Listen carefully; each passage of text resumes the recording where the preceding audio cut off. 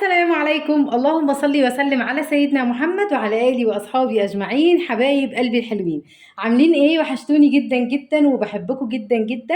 أهلا وسهلا بكل حبايبي اللي نوروا القناة، وأهلا وسهلا بكل حبايبي اللي موجودين معايا. ربنا ما يحرمنيش منكم أبدا ويديمكم نعمة في حياتي. فيديو النهاردة إن شاء الله مشتريات الأسبوع من الخضار واللحوم. عايزه اقول لكم الله يكون في عون كل رب اسره، الله يكون في عون كل ام بتحاول ان هي تستر بيتها وبتحاول ان هي تمشي دنيتها. الاسعار يا بنات غاليه جدا النهارده عندنا السوق كل حاجه غاليه فيه. انا مش عارفه بجد والله احنا هنروح فين. هقول لكم على الحاجات اللي انا جبتها، هقول لكم على الاسعار، هقول لكم بعمل ايه علشان اظبط الميزانيه بتاعه الاسبوع بتاعي. ان شاء الله باذن الله الفيديو يعجبك وتستفيدي منه واكون دايما عند حسن ظنكم. لو انت اول مره تشوفيني اهلا وسهلا بيكي، ويسعدني ويشرفني اشتراكك معايا، وانت من عيلتي الجميله. ربنا يخليكي ليا يا رب وما يحرمنيش منك. اول حاجه يا دودي جبتها هي البصل. زي ما انتم شايفين يا بنات، البصل ده الكيلو منه ب 15 جنيه. هي بصلايه معوقه كده، بصلايه مش عارفه مالها، بصلايه مثلا مكربشه في نفسها شويه. المهم ان كيلو البصل ده ب 15 جنيه. كيلو البصل الحلو اللي هو السليم ب 25 جنيه. اجيب انا بقى ابو 15 ولا اجيب ابو 25؟ انا عن نفسي يا بنات بالنسبه لي بحب الخضار الفرز التاني وما عنديش اي مشكله فيه. ويمكن اتكلمت معاكم في الموضوع ده اكتر من مره وقلت لكم ان خضار الفرز التاني كويس جدا.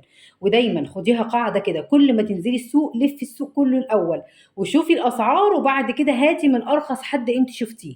يعني يا بنات ما ينفعش مثلا ان انا اول محل اقابله اروح مشتريه منه واخد بعضي وامشي، لا، لفي السوق هتلاقي اسعار مختلفه.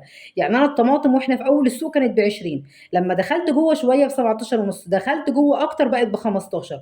فانت دايما تعملي كده، تخشي تلفي السوق كله وبعدين تشتري من ارخص حد. وبرده الارخص حد اللي هتشتري منه اتاكدي ان الميزان بتاعه سليم. هتتاكدي ازاي؟ الحاجه في ايديكي كده هتبقي عارفه اذا كان ده وزنها كيلو، دي وزنها نص كيلو، دي ناقصه شويه. انت برده ايديكي ميزان. المهم يا بنات ان انا جبت البصل ده الكيلو منه ب 15 جنيه، فجبت كيلو حلو قوي والحمد لله والشكر لله، وهيقضي الغرض معايا ومفيش اي مشكله فيه. نيجي بعد كده على مجنونه ياقوته طبعا، وهي الطماطم يا بنات غاليه جدا جدا جدا جدا. دي الكيلو منها عامل 15 جنيه. حاولت على قد ما اقدر ان انا اجيب الحبات الصغيره. انا هستخدم دي للسلطه الصراحه برضو عشان الواحد ما يضحكش عليكم. انا هستخدم دي للسلطه بس، او ان احنا نقطعها مثلا على جبنه، او ان احنا مثلا نقطع كده طرنشات جنب الاكله بتاعتنا. فانا جبتها صغيره علشان حاجه زي كده. ما حبيتش ان انا اجيب الطماطم الكبيره عشان ما اهدرش فيها. عشان كده هتحسوا ان هي كميتها كتيره شويه، بس الطماطم صغنونه كده زي ما انتم شايفين، ما فيش غير هي دي بس الكبيره اللي هي الراجل كمل بيها الميزان، انما الباقي كله صغير كده زي ما انتم شايفين. فدي كانت ب 15 جنيه. جبت كمان 2 كيلو من البتنجان ب 10 جنيه. كيلو البتنجان النهارده الكيلو وربع ب 10 والكيلو ونص ب 10. انا بقى لفيت في السوق شويه فلقيت الكيلو ب 5 جنيه. فجبت منها كيلو من الكوبي، وجبت كمان كيلو من اللي هو العروس ده انا جبته صغير زي ما انتوا اتعودتوا معايا، يا اما هنعمله محشي يا اما ان انا هعمله مخلل. وطبعا يا بنات المحشي الايام الجايه دي احنا مش هنستخدم الصلصه خالص. لو انت من الناس اللي ما عندهمش صلصه في الفريزر زي ما احنا مخزنين، تقدري حضرتك تجيبي ربطه شبت محترمه كده وتعملي خلطه كده بالثوم والبصل والفلفل والرز والشبت، وتعملي محشي من غير صلصه خالص. ويمكن انا عملته معاكم الشتاء اللي فات لحبايبي اللي متابعين القناه التانيه. طبعا لو انت اول مره تشوفيني على القناه دي، انا عندي قناه تانيه اسمها حياه دودي البسيطه، حلوه برضو وفيها افكار حلوه قوي. والنهارده نازل فيديو حلو جدا عليها التجهيزات للمدرسه، اتمنى ان انتوا تروحوا تشوفوه. يبقى احنا جبنا ب 10 جنيه من البتنجان. جبت ايه بقى في الفاكهه يا بنات؟ الاسبوع ده انا اهتميت بيها اكتر من الاسبوع اللي فات. يمكن انتوا الاسبوع اللي فات كنتوا شايفين ان انا ما جبتش غير بس الرمان ب 10 جنيه والبلح ب 10 جنيه.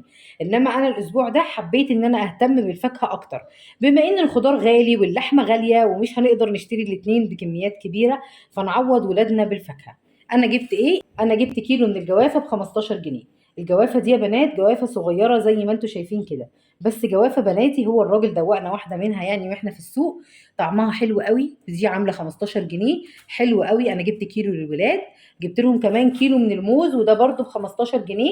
الموز اللي هو السليم قوي يعني، والواحده تلاقوها صاحيه كده في نفسها، عامل 25. وده الكيلو منه ب 15. كل القصه ان الحته دي سمره كده زي ما انتم شايفين، لكن الموزايه سليمه ما فيهاش اي حاجه خالص. بصوا الموزه اهي سليمه ما فيهاش اي حاجه. ده الكيلو ب 15. جبت كيلو من العنب ب 25 جنيه. كيلو من العنب ده يا بنات حلو قوي برضو، وهو عنبه بتبقى طويله كده والعنب مسكر. بس اهم حاجه العنب الايام دي لازم تغسلوه كويس جدا، تنقعوه بشويه كده بالخل، وبعد كده تبتدوا ان انتوا تاكلوه. ب 25 جنيه من العنب، ب 15 جنيه من الموز، وب 15 جنيه من الجوافه. ودي انا يعني تعمدت الاسبوع ده ان انا اجيب للولاد فاكهه اكتر من اي حاجه تانية، وبالذات في فتره تغيير الفصول والجو المتقلب ده يا بنات، علشان نحاول نحافظ على مناعه ولادنا ونزود من مناعتهم. طبعا ربنا يوسع عليكم جميعا، والله انا بديكم افكار بس للمشتريات، لكن كل واحد بيجيب على قد ميزانيته يا بنات، وربنا يوسع عليكم. ودايما طول ما انتوا قاعدين قولوا يا رب وسع رزقنا، يا رب ارزقنا من حيث نحتسب ومن حيث لا نحتسب. ان شاء الله باذن الله ربنا يوسع عليكم. جبت كمان ب 15 جنيه خيار على فلفل، هو كيلو. جبت حوالي 3 قرون من الفلفل ولا 4، وكملت عليهم بالخيار. المهم ان دول كيلو من الخيار على الفلفل ب 15 جنيه. الخيار طبعا الكيلو منه ب 20 جنيه، لكن ده خيار زي ما انتم شايفين، واحده معوجه شويه واحده كبيره شويه، فدول كانوا عاملين 15 جنيه. جبت كمان ب 15 جنيه من البطاطس يا بنات، الكيلو منها ب 12 ونص، فانا حطيت دول عاملين 15 جنيه.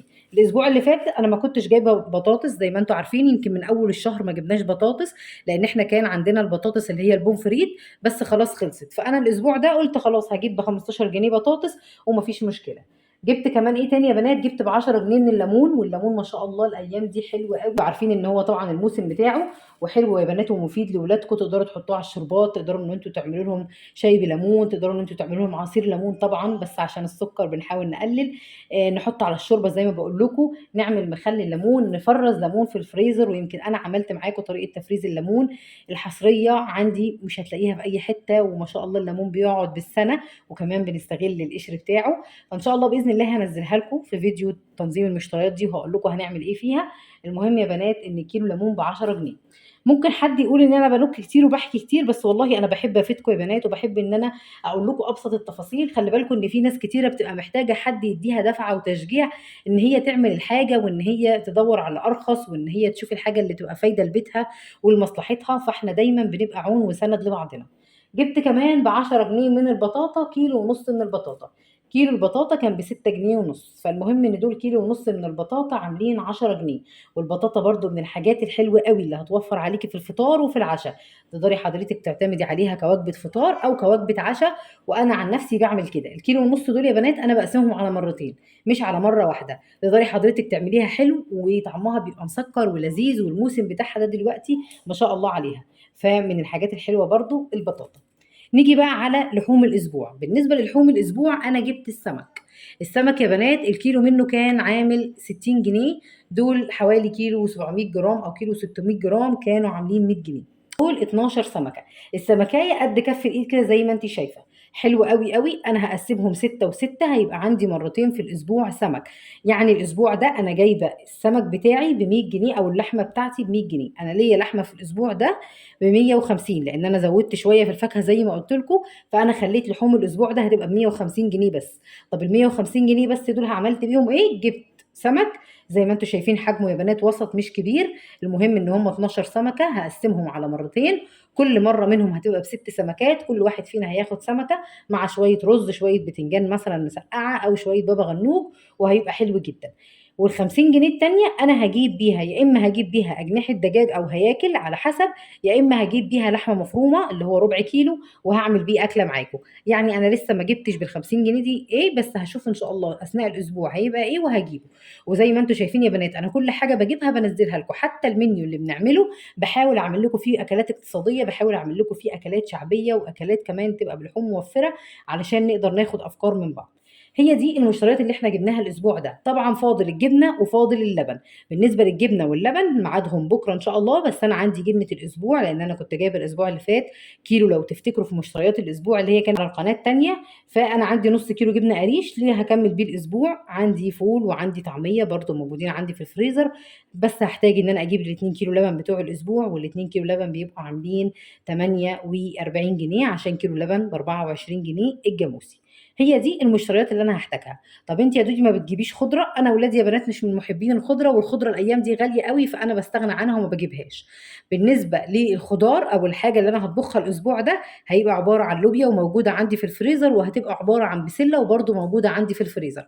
فبرده انا ما احتاجتش ان انا اجيب اي خضار تاني. يعني دايما تبصي على الحاجه اللي في بيتك الاول قبل ما تنزلي، وبعد كده حضرتك تبتدي تنزلي وتشوفي ايه اللي انت محتاجه تجيبيه، تبتدي ان انت تجيبيه. اتمنى كده تكون المشتريات عجبتكم النهارده، يكون الفيديو خدتوا منه افاده حتى لو بسيطه، ان شاء الله باذن الله ربنا يحسن ما بين ايديكم. بالمناسبه كمان انا جبت علاج، عايزه اقول لكم ان هو اسعار العلاج غليت، هي رخصه يعني. علبه العلاج دي يا بنات دواء كحه مهدئ للسعال، ده عامل 33 جنيه. جايباه لجاسمين بنتي عشان عندها كحه ناشفه كده، فده ب 33 جنيه. ربنا يا رب يرحمنا برحمته. بس عايزه اقول لكم ان ما عادش حاجه رخيصه، والله الواحد بيقول ربنا يسترها علينا ويسترها على الغلابه يا رب، والناس اللي على قد حالها ربنا ان شاء الله يعينها. اتمنى يكون الفيديو عجبكم، وما تنسيش تحطي لي لايك حلو، واستنوا فيديو تنظيم المشتريات ان شاء الله باذن الله يعجبكم. بحبكم جدا وبشكركم جدا على وجودكم في حياتي. اسيبكم في رعايه الله وحفظه، مع السلامه.